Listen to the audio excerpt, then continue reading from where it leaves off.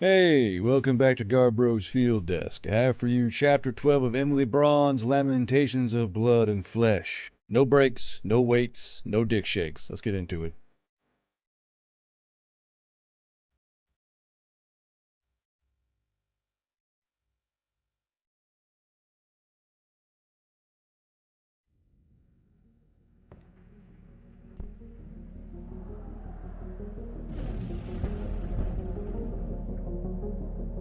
Chapter 12. Hopin' for a Carrot. Sticks were in large supply. After all, they were in the woods and near a forest. The right stick, however, was a far different prospect, and soon a small pile had formed beside the door. When a particular, oddly shaped stick had snuck its way well inside the cab and poked something soft, both Emily, Humir, and Marill figured out the driver was still inside, as the smell of a corpse filtered out to greet their noses. Humir had the hardest time dealing with the smell, and had to abandon her attempts at getting the stick near a central switchboard they could observe through the hole. With Marill's hands being large and mainly designed for strength, this left Emily to brace herself against the perfume of rotten corpse and bloated organs, wiggling the stick back and forth while Humir vomited loudly behind her. Emily had just snaked the long stick near the control panel when she heard Humir hit the ground, but didn't bother turning her head to look as Marill clicked her teeth and started walking towards the elf. Hoof and horn. Why is she passing out like this? Marill chided, dragging Humir away from the lumpy pile of vomit that she had nearly fallen into and pulling her towards their rucksacks. Emily shrugged, her nose curled from the putrid smell that kept drawing out through the hole. Post-traumatic, likely. She doesn't seem to have the stomach for rotten bodies, and it likely caused her to have a panic attack. Joy, Marill said with a roll of her eyes, snapping open a smelling salts packet just below Humir's nostrils. The effect was immediate, the smell jerking Humir out of unconsciousness and shuddering her back to life with a rather violent gator roll. Bodies and blood! Humir screeched, coming up onto all fours like a startled animal and baring her teeth as if she meant to bite someone. Emily smiled to herself as she tried to breathe in through her teeth. Welcome back, Humir. How was your system reboot? She was answered by another nasty-sounding dry heave, and Emily just idly shook her head back and forth. There was one button in particular that looked like a pictogram of a door opening, and the stick just kept barely slipping across its surface. Emily slowly rotated the stick, trying to find a bend or knob that had the angle she needed, but her eyes were beginning to water from the smell. No matter what she did, the sweet, fetid reek of old intestines and rotten flesh kept crawling its way into her nose, and she wouldn't be surprised if she could smell it through her ears by now. Come on, Humir. Have some water, Marill said behind Emily, and she could hear the cap to a canteen being unscrewed. Thank you. Humir wheezed, and Emily heard the elf start to drink from the canteen, taking small moments to gasp for air. The sudden gasp and the mechanical clack from Marill made Emily freeze, and she didn't move at all as she heard Humir spin around and lay her rifle to her eye. Stand and identify. Humir screamed out, while beside her, Marill leveled her snub-nosed M2. The small machine inside of it whirring to life and feeding information to Marill's drone reticle. Emily took a glance over her shoulder to see a group of 4 people walking towards them, though with relief they all had their hands up. Mackey, North Dakota Interests. Diver. A man called out, and he sounded friendly enough, so Emily kept her stick where she had been wiggling it. Got any IDs to prove that? Marill called out to them, and Emily heard her set her hooves. Right here. The man said, and Emily heard multiple pockets rustle as wallets were removed. While Emily started poking and prodding as best as she could at the button, cursing the overly large steering wheel this truck had, the man named Mackey and his friends all breathed out a sigh of relief as Humir and Marill lowered their weapons. Couldn't have shouted or something? Marill said to them derisively, rolling her shoulders. We just capped a whole gang of unsavories this morning, and you almost joined the heap. That was you, eh? Mackey said, though he sounded annoyed. Hard to believe they even exist. I mean, what's the point of that? Emily hummed in her throat, squinting an eye as she slowly pulled the stick back and tried to thread it through the steering wheel. Whoa, you guys got inside? Mackey asked, then sauntered over towards Emily with Marill close to his side. We managed to punch a hole through the armor, if that's what you mean. Marill muttered. Mackey nodded. I know the laws. Just surprised you managed to get inside. We tried everything from C4 to portable gel explosive. Got us nowhere. Oh, hey, an elf. A woman from Mackey's group said, her voice sunny and cheery. When did you roll in? Humir sounded on guard to Emily's ear. I've been here long enough. Emily tried to tune out the background noise, working her stick back and forth, but with one twist in particular, she felt the rough tip of the stick catch on the button. Aha! Emily hissed under her breath, settling up onto her heels and squatting down instead of sitting on her knees. We're in business. The other divers were quiet for a moment, and Emily could nearly hear their necks turning to look at each other. Is that? A man said. The woman who was talking to Humir suddenly sounded alarmed. What? No fucking way. That's Emily. Howdy, howdy. Emily said dryly, the smell from the body getting so bad that her forehead was starting to sweat. Autographs after we get the doors open. Been huffing dead person for a little bit now, and I'd like to stop. Emily slowly pressed the stick forward, and she felt, more than heard, the button click, the vibration settling along the wood of the stick. The first door to the nearest trailer gave a hiss, a growl, and the damaged door slowly forced its way open, scrolling up along the top of the trailer with a screech of metal on metal and struggling gears. Emily leaned away from the door with a huge intake of fresh air and wiped the sweat from her forehead, leaning backward to look up at Marill with a victorious smile. Got it. Now we finally get to see what's inside. Humir said cheerfully, despite her little moment before, and she jogged over towards the rear of the tractor trailer. The sudden skitter of Humir's boots along the ground and the sharp intake of breath made Emily stand up straight, hoping that it was because something particularly exciting was laying within. Humir? What are we looking at in there? Emily saw the only female compatriot from the other group, a friendly-looking blonde woman with dark freckles, walk over to peek into the trailer with Humir, and she grimaced. Oh, that's rough, She said, the grimace so deep her canines were peeking out. Humir leaned her head back, her eyes closed in a spiritual pain. Empty. Empty. Emily growled lowly, then exhaled in frustration. Let me jab the other fucking button then. Mackey, for all Emily knew about him, chuckled brightly, leaning backwards to laugh out into the sky. Well, doesn't that figure? It figures, Mackey. Another man said, though he wasn't laughing. Emily squatted back down in front of the door, taking in a lungful of non-corpse air before leaning forward towards the hole. While she fished around the stick to get it back where it was, her eyes were filled with the idle chatter of Marill, Humir, and the other divers. Her own little group pulling out small packages of snacks and water while they waited for Emily. This time, the neighboring button was an absolute asshole to get to with the stick, and it was 20 minutes of knee and ankle aching torture until she felt the same bite she had before. Emily grinned out angrily, having been huffing corpse stench for nearly half an hour, and pushed the stick forward.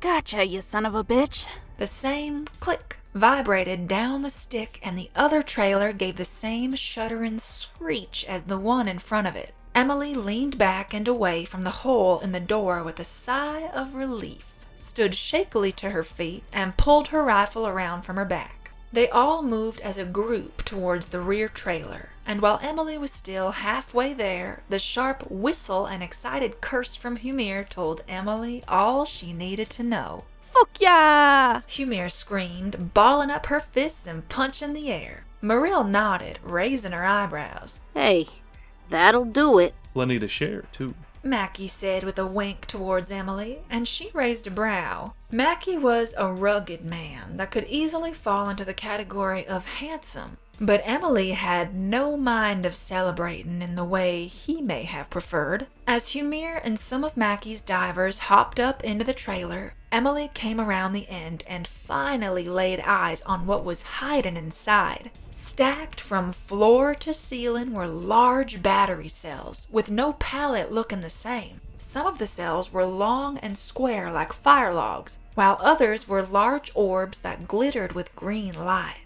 At the same time, large packs of cells the size of thumbs glittered from within plastic shells, devoid of market packaging. Huh. Emily said airily, resting her hands on her rifle. Well, that's good, I suppose. Marill gave Emily a nudge with her elbow. Better than a kick in the face and a smack on the ass. Dunno about the last one, but the first trailer kind of filled me with dread. The blonde woman said, and Mackey rolled his eyes. Denise, don't be so fucking weird. We're around strangers. Mackey said, flicking the woman on the ear. Denise gave a yowl and kicked out at Mackey, but Emily clapped her hands before the two could get to fully yelling at each other. Alright, let's haul some of this shit out and see how far back it goes. Emily said, leaning back to pop her back before gesturing vaguely towards Marill. Marill, can you get us moving along? Marill flexed her bicep at Mackey, the man blanching at the size of her arms. My pleasure, love. It was Humir that saved them a lot of headache after moving batteries off the first two pallets, tripping over and exposing the mechanical mover arm that had been hidden in the floor of the trailer. With Mackey figuring out how it worked, they were moving pallets quite quickly. The batteries were all to the fore end of the trailer, roughly 8 pallets worth of all varieties, but the rest of the trailer was empty, save for the 6 long cylinders. Emily crawled back up into the trailer with Humir,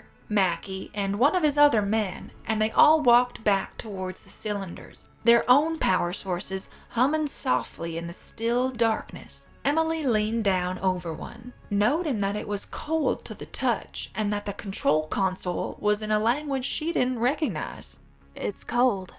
Very cold. Stainless steel. Mackey said, giving the cylinder a sharp rap with his knuckles. The other man went around the other side towards the power pack, then gave out a huffing laugh. Nuclear powered or fission, I can't tell. Has 2 symbols that kinda sorta look like what they are. Curious. Humir muttered, looking over towards the other cylinders. More curious are the lights on the consoles. Emily looked around to where she was pointing and saw that 4 of the cylinders had blue lights that faintly strobed in the darkness, while others quickly pulsed with amber light, flickering in quiet alarm. What kind of freight requires a status light? Emily said as she turned to Mackey, fixing him with a stare that said she had a pretty good idea what could be inside of them. Mackey swallowed, then turned, shouting outside. Hey, Miss Marill, could you and the rest of my lot pull some security? Sure. Marill said, turning around enough to watch around her, but not enough to where she couldn't check in on Humir and Emily. Mackey quietly walked towards one of the stainless steel cylinders, and Emily saw that he was looking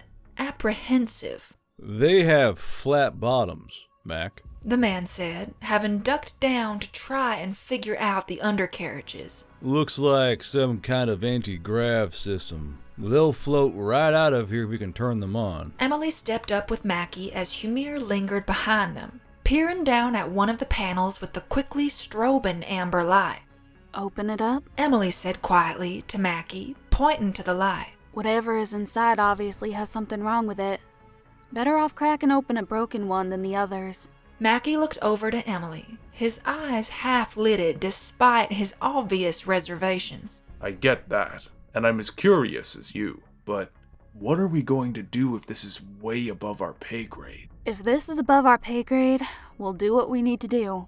That or just blame it on Emily, hero of Earth. Emily said dryly, and Mackey hummed in his chest in reply. Emily looked down at the control panel screen, and next to the quickly strobing light was a highlighted button that flashed with the same worried light. Emily pursed her lips into the corner of her mouth, then pressed her finger down onto the display. The screen then began filling in with more words, and the lid gave several deep clicks as latches came away. With a final click, the lid popped open a smidge, letting cool fog roll out from around the seam and course along the ground. This is normally the part where the alien rips off the lid, and starts eating one of her faces. Mackey said, his hands gripping his own rifle tightly. Emily reached out with a hand, grasping a handle on the lid while keeping her own rifle pointing forward towards the canister. As long as you volunteer. Ladies first. Mackey murmured,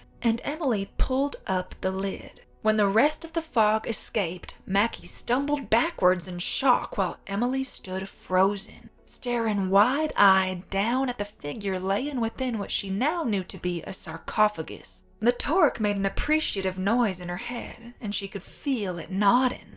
Well, that's rad. What in the fuck is this? Emily breathed out, leaning down over the body while Humir trotted up beside her, only to skitter to a halt and retreat with a squeak. The body within was female. Emily could tell by the slight bumps of breasts and clearly feminine facial construction, but knew that it was no human that lay in front of her. The cheeks, just below the eyes, had 2 triangles of metal that were turned out at happy, if not jaunty, angles. The elbows were metal, as were the knuckles on both of her hands that poked out of the gloves, while another triangular plate sat in the middle of her breasts. As more fog poured out, Emily saw that what she thought were gloves were actually just the hands and the forearms of the woman. The skin instead replaced by some soft-looking material. More metal and some decorative-looking pieces she could only guess the nature of. Is that a person? Humir called out, her rifle up and on her shoulder. Is that a person in there? Emily cocked her head, then reached down and very lightly moved aside the eyelid to try and look at the eyes. The eyes were pretty. They had a soft pink hue around an iris that shone with sensors, but there was no movement to the light, no twitch, not even anything moving behind in the depths of the eye. No, Emily said in a monotone, then noticed the blood that had been very clearly leaking from a pert, cute nose. At least, not completely. Humir stepped forward cautiously, looking around the back of Emily and down at the body of the woman inside. If it's not a person, why would they give them nipples? There's even some fluff down there. Look. Emily looked, and true to the statement, the body had a quirky little puff of black pubic hair, the same color of the long black hair that sat on her shoulders. Cyborgs, perhaps. Androids or something. Emily muttered, reaching down and giving the woman a couple of light taps on the nose. Is she dead? Mackey said, the man standing far and away from the sarcophagus. Emily looked up at him, her hair and eyes glowing faintly in the light from the inside of the vessel. Appears to be. You can have them all. Mackey said, slinging his rifle over his shoulder. I don't want nothing to do with bodies. Not again. Keep them all. We'll take any batteries you don't want. Emily fixed him with a hard stare, her finger still tapping the body on the nose as she thought. After a moment, she nodded. All right, Mac. I'm gonna send my girls after the car, and what we don't load up, you can have. Deal? Deal. Mackey said, turning. My people will provide security while you get to your car. Emily nudged Humir, the elf having been staring in silence down at the body, and she nearly let out a short scream when Emily's elbow made contact with her own. Come with me, Emily said, then started making a mental count in her head as she walked back toward the rear of the trailer. Marill turned and looked up at Emily, her horsey ears perked. Problems? Not in such a word, Emily said in a low tone, squatting down so she was only a few heads higher than the centauress. I need you to take Humir on your back and go get the fox body. Find a way through the forest and get it here. I would want the trailer as well, but it wouldn't make it. Marill blinked up at Emily, but nodded. Okay, sure. I could take us back. Thank you, Marill, Emily said, leaning down to kiss the centauress once on the forehead and then once on the lips. Be quick about it. Marill nodded again, then gestured to Humir. Get on. Hold on, elf. Not like his armor was huge, like big blocky chunks of steel. Emily said, holding out her arms in a measurement. Had hands like a monster. Denise nodded in amazement, looking at Emily's arms. Man, what kind of weapon could bring down a unit like that? Probably a bit of plasma. Mackey said as he chewed through a protein bar, and Emily nodded in agreement. To bide the time, waiting for Humir and Marill, Emily started answering the questions she had been peppered with by Denise, and found it an oddly enjoyable way to burn the clock. When Emily finally spotted the custom fox body winding its way through the trees, Emily checked her watch. Only an hour. Not bad. Should have a few hours of light left. Mackey said, looking down at his own watch. Denise, York, get the sleds ready. As Denise and York started putting together their loot sleds, Marill came trotting up to Emily, sighing out happily as Humir coursed the fox body along the edge of the trees where it was flatter. Little rough still across the open, so she's gonna track around the edge of the woods. Marill said with a nod, giving her hair a shake with a whip of her braid. Fucking leaves kept getting stuck in my hair. Emily chuckled. Nature do be like that. Let's get a spread of batteries loaded, leave plenty for Mackey and his crew. Then we'll figure out how to get these caskets floating. Ugh, don't call them caskets. Marill said with a shudder, pinning her ears back. Sounds like we're transporting dead bodies around. Emily shrugged. Coffins? That's not an improvement. Body containers? It's getting worse. Corpse-to-go boxes? Emily. Marill said with a roll of her eyes, crossing her arms. Corpse-to-go boxes. The torque chortled, and she even heard it snort. Emily snickered as she turned her head to watch Humir bring the car around, noticing with humored alarm a branch was sticking out of the grill at an odd angle. Humir poked her head out the window of the fox body. Yeah, that one caught us by surprise. Yeah, that branch came out of nowhere. Marill said lowly, then started making her way towards the rear of the tractor trailer. The parceling out of batteries was an easy task, as Mackey made no moves to be beggar nor chooser. After an hour, Emily saw them off with a wave of her hand. The fox body loaded up with the rest of the batteries they could afford to make off with. With that done, Emily then turned to the cylinders within the trailer, looking over the pad with a wondering eye. Humir sidled up beside her, hooking her thumbs in the gaps of her belt loops not occupied by leather. Any idea? Humir asked, leaning over to look down at the panel of another canister. Emily shrugged. Not really. Figured we'd poke around the broken ones. Broken ones. Humir murmured, looking up and around at the two canisters that still had the flickering amber lights. Do you think that they... Emily waved a hand. Let's not think about that. The person that was inside had a bloody nose and their eyes weren't responding to light. They're dead in my mind. Right.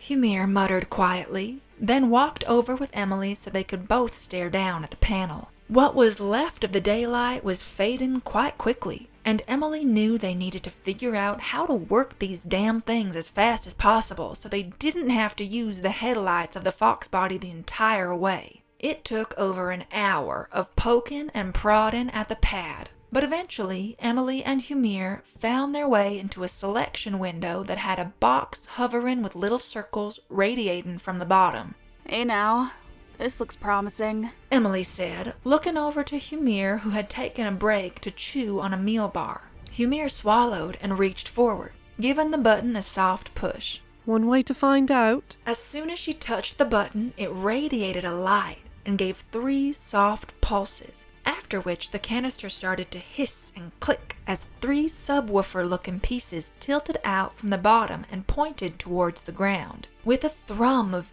building power, Emily watched as the subwoofer-looking pieces began to vibrate and warm with dull yellow light, thudding out with such an energy that her teeth started to chatter. Emily opened her mouth, recognizing she had been gritting her teeth, while Humir stumbled backwards, clamping her hands to her ears as she yelled to Emily. What the fuck is that? Pulses of some kind. Emily shouted back as the pads began to vibrate even harder, causing the entire tractor trailer to vibrate like a piece of shit Corolla with a custom sound system. The vibrations, however, dulled down to a slight humming as the pads warmed up, and after a few minutes, the canister was quietly hovering roughly 2 feet from the ground. Emily gave the canister a push, and despite the fact it moved, it was still extremely heavy.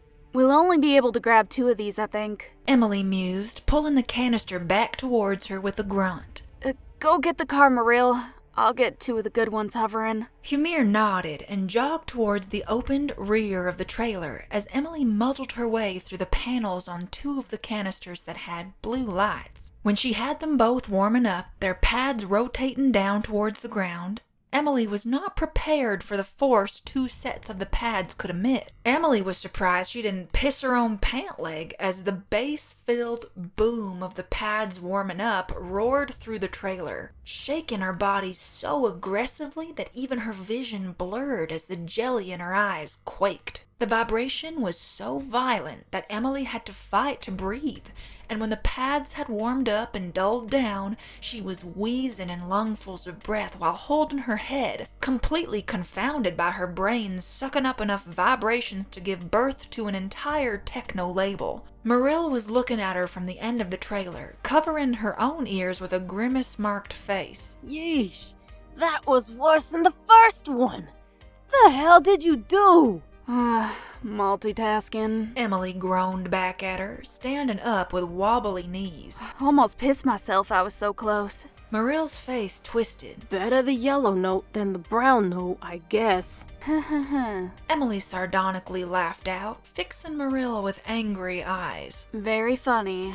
Emily gave the nearest container a shove, and it drifted slowly towards the rear of the trailer. Emily shoved the other towards the opening and alternated, giving each a hard push, floating both of them towards the opening and Marill. When the first canister broke into the open air, it gently floated down towards the ground, stopping 2 feet above the ground with a thunder of thudding energy that shook the ground and pushed aside the grass. When it regained its maintenance height, the thudding subsided, and the canister hung there happily in the air. The other followed suit, and Emily took up position behind one while Marill grabbed the rails of the other. We have to push these things the entire way? Marill said, looking around at the floating canister and then over at the fox body. Can't we just attach them to the stinger hitch? Emily drummed her fingers along the stainless steel canister lid. Maybe.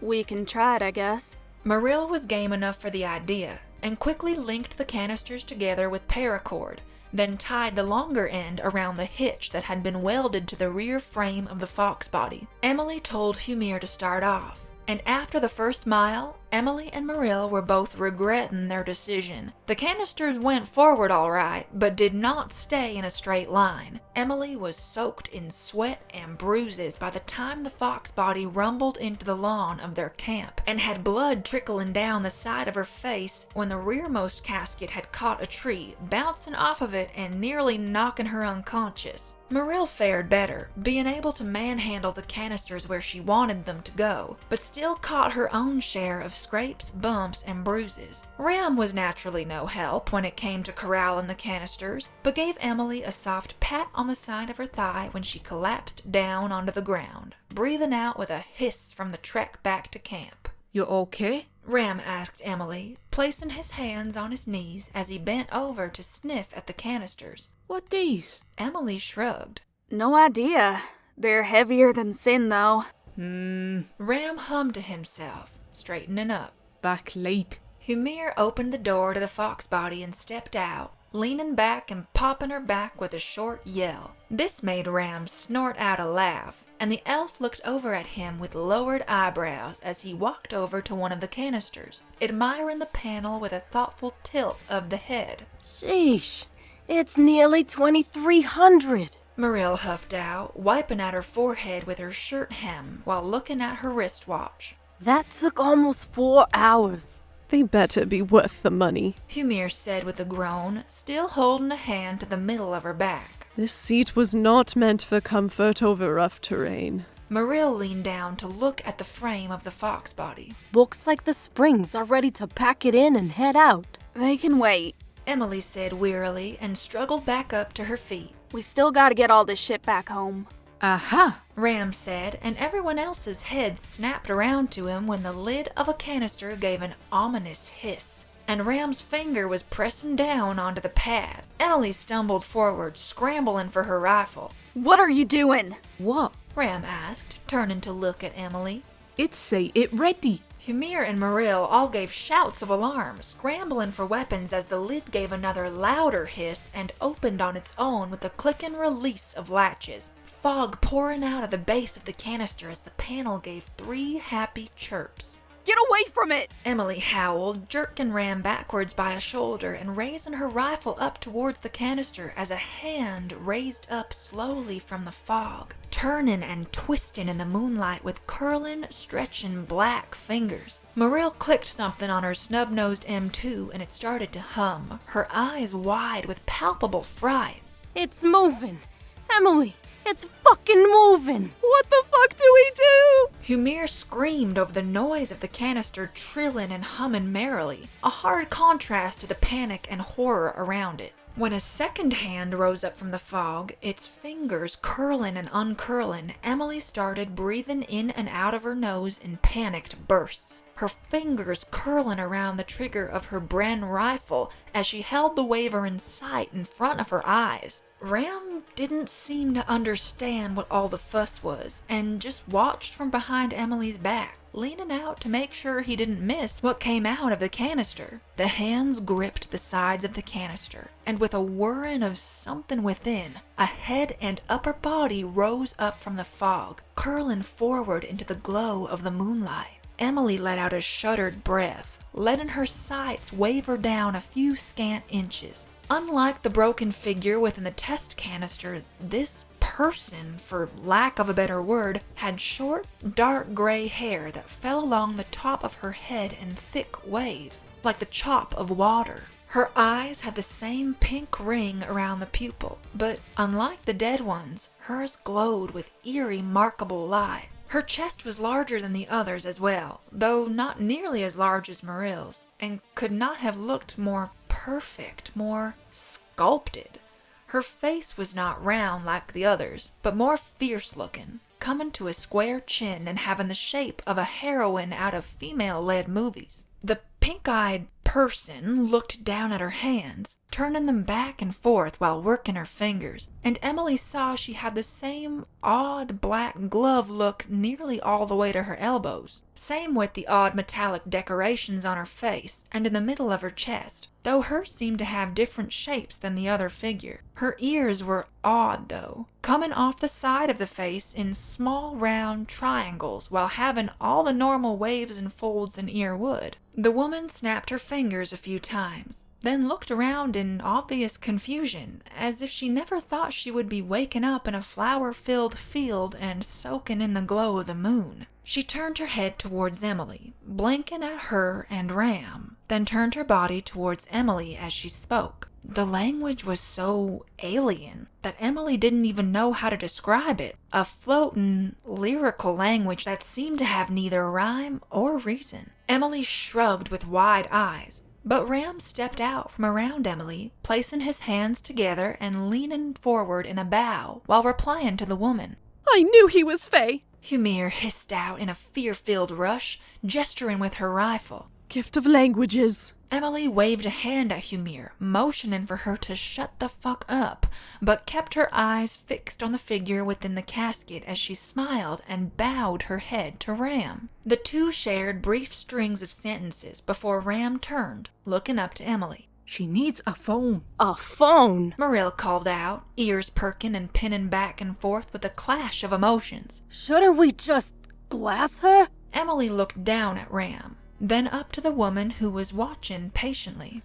What does she need a phone for? Language, Ram said with an authoritative nod, then held up his large hand with bending fingers. Emily pulled out her phone and placed it onto Ram's hands, but fixed the person thing with a glare that said in a clear tone, Don't ruin my phone. The woman merely smiled, A charming, calm smile, but took the phone from Ram with gentle hands when he handed it towards her. She set the charging port of the phone on the metallic piece under her left eye, and her eyes glowed a fierce pink as something happened between her and the phone. It was quick, whatever it was, and she pulled the phone away from her face. How about now? She asked, her voice soft and neutral of accent. Ram nodded. Yeah. Very good. She said with a satisfied smile, then turned back towards Emily. Did something happen to Almagoan Station? Why are we in this field?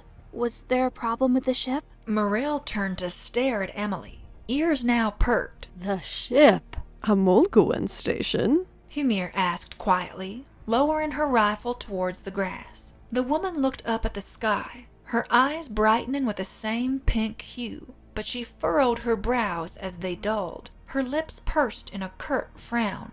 What? Well, this can't be right. Where are we? This is nowhere near the star charts.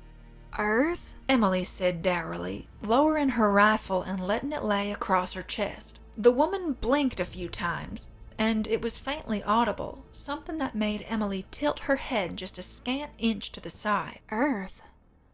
There is no record of such a planetary body. Well, you're on it, Emily said, gesturing around her. Welcome, I guess. The woman looked over towards the other casket, and her eyes glowed with that bright pink again. I see M3R1 is here, but where are the others? We only grabbed 2 of you. Another 2 are broken, I think, and 2 more are still in the trailer.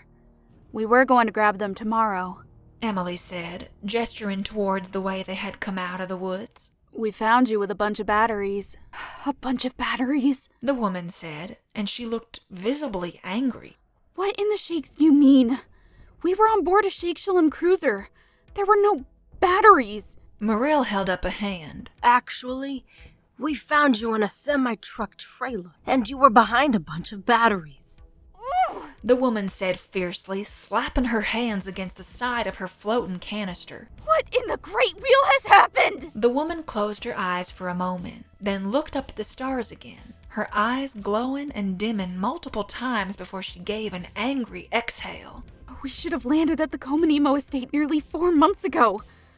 What happened? The woman looked over her shoulder towards the way Emily gestured, and her eyes gave a small, barely noticeable wiggle. 2 are damaged, you say? I can see their signals, but they're moving. Moving? Humir shouted, running over towards Marill and shoving her rifle behind her back. Marill, the drones! Marill tapped the side of her head mount reticle, growling in her throat. Yeah. I'm already on it. Hold on. Emily patiently waited beside Ram, who gave the woman a little wave again, then turned to her. So, what's the deal with you? I'm in a state Torbolo Simulae, She said, placing a hand on her bare chest. My designation number is 5W33T. She is also a Torbolo Simulae. 5W33T pointed to the other canister, then frowned again. We were purchased along with 2 personal security units. Yakut Simulae, trained in counterterrorism warfare. Trained in what? Marill said, turning her head towards 5W33T as the drone continued to pan footage into her eye. 5W33T nodded towards Marill. They were programmed and made to protect the Comanimo family and their estate. Ah, shit. Marill said, looking back and forth in the little visor strand. Emily, someone has the rest of the canisters. Emily turned to look at Marill while Ram toddled off to grab a canteen, bringing it towards 5W33T. Someone? What do you mean, someone? Is it Mackey? Thank you, little one. 5W33T said, smiling kindly down at Ram, who beamed up at her. Doesn't it look like it? Way too many. Marill said, then turned a small microphone down from her visor. Get down lower and see if you can get a clear image, little guy. Emily sidled over towards Marill, keeping 5W33T to her front and within her line of sight, but risked a quick glance up into the visor of Marill, the drone drifting down to try and get the moving figures within range of its limited night vision. Marill squinted into the visor, as did Emily to a far worse degree, and Marill shook her head from side to side. I think they're people, but I can't get a beat on what kind. The drone isn't picking up any signatures from divers, though. So we can assume either the cultists, unsavory, or one of the factions that came in during a crack storm. Emily said in a low tone, just as lost as to what she was looking at within the images coursing through the visor. Either way, it's not our problem. Marill and Humir turned their heads towards Emily, both a look of shock. What do you mean it's not our problem? Humir said in surprise, her weapons drooping. But we can't just let them run off with the other canisters. Marill lifted her visor, signaling for the drone to peel off of its pursuit. Emily, we can't just let them make off with 2 combat androids? Marill looked towards 5W33T and she nodded towards the Centauress. In a way, the word fits, even though it is extremely crude and lowbrow for what we really are. Are they able to activate these combat androids? Emily asked 5W33T, already annoyed at life trying to line her up for another stint as a hero. 5W33T shook her head politely. They may be able to wake them up, but they don't have the correct access protocols to override their coding.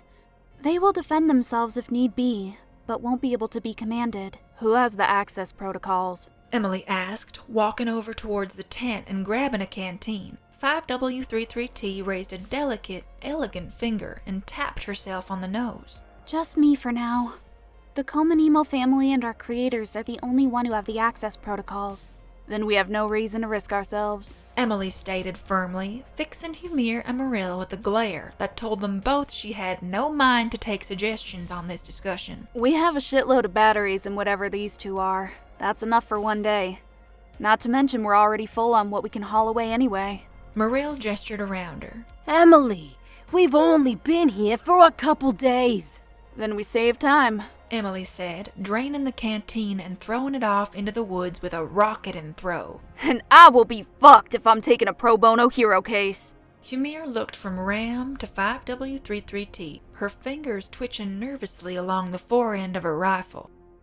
Well, what do we do with these 2 then? Emily looked to Humir. We pack up their canisters. They'll be worth a penny likely. 5W33T. 5W33T looked up at Emily, having been fiddling with the lid of the canteen. Yes, you're being claimed as salvage. Do you understand? Emily said, pulling off her rifle and setting it against the wall of the tent. 5W33T looked distraught for a moment, holding the canteen to her chest with her hands. Salvage? But we are not salvage! You're salvage now, Emily replied dryly, then gestured towards the other canister. Wake up the other one. Make sure she's not hurt or anything. Ram looked a little upset at how Emily was talking to 5W33T, and his heavy eyebrows furrowed. Emily. Ram, figure out what kind of payment you want. Emily said, pulling off her plate carrier. If you want food or money, let us know. We'll pay you in full for the amount of days we agreed upon. Ram pressed his lips into a thin, angry line, and his ears pressed back in agitation. Emily. What? Emily barked back at him, turning and throwing her plate carrier through the front flap door with the whip of her hands before turning to look at Ram. What do you want? Huh? You are hero. Ram said, balling his fists up. Why won't you help? Emily jabbed a finger at Ram, her face bright with livid rage. Because I've done my fucking bit, that's why. It's not my job to be the fucking hero everyone needs because there's no one else to do the task. You want to save those fucking androids? Go do it yourself. Emily whirled around at 5W33T, pointing a finger at her as well. Wake up the other fucking android before I leave you out here. You want to become a plaything for cultists or people who prey upon others? Huh? Huh? I don't... 5W33T stammered, looking quite flustered and confused. What do you... Wake them up. Emily growled, and if it wasn't for the torque filtering into her mind, she would have curled her fingers around the grip of her CZ75. Easy. The torque said, and Emily had the same feeling of someone holding onto the back of her t-shirt despite it all being in her mind. Let her get her bearings, and don't lose your mind. You don't have to be the hero. Not right now. Humir held up her hands, smiling nervously. Okay, Emily. Okay. We'll sleep here for the night, Then we'll take off in the morning. Right, Marill? Right. Marill murmured, looking as uneasy as Humir as she glanced down at Emily. Ram watched Emily as she kicked open the door to the tent and stomped inside, then turned to Marill. She not going to help? I don't think so. Marill said with a sigh, reaching up and pulling off her visor. Let her sleep on it. She may change her mind. Ram walked along beside Marill as the Centauress stepped towards 5W33T. But she is hero. I know. Marill said in a murmur, reaching out a strong hand towards 5W33T. Here, let me help you out there. 5W33T nodded towards Marill with a soft smile and took her hand, leaning herself up and out of her canister with a graceful swing. Marill blushed and cleared her throat while Humir gawked openly at the rest of 5W33T's body. She had been crafted in such a way that she pulled the eye all over the place, whether that was to her shapely legs, her wide hips, her chest, or her face. They, really do make you guys with an artist's hand. Marill said while trying to keep her face from flushing further. Humir looked up at Marill, having stalked over just behind Ram. It's not even fair. Look at her. 5W33T, for what it was worth, shrugged bashfully and laced her fingers in front of the little bushel of gray pubic hair cut in the shape of a tapered rectangle. Yes, my apologies. We were supposed to be issued our uniforms on retrieval within the estate.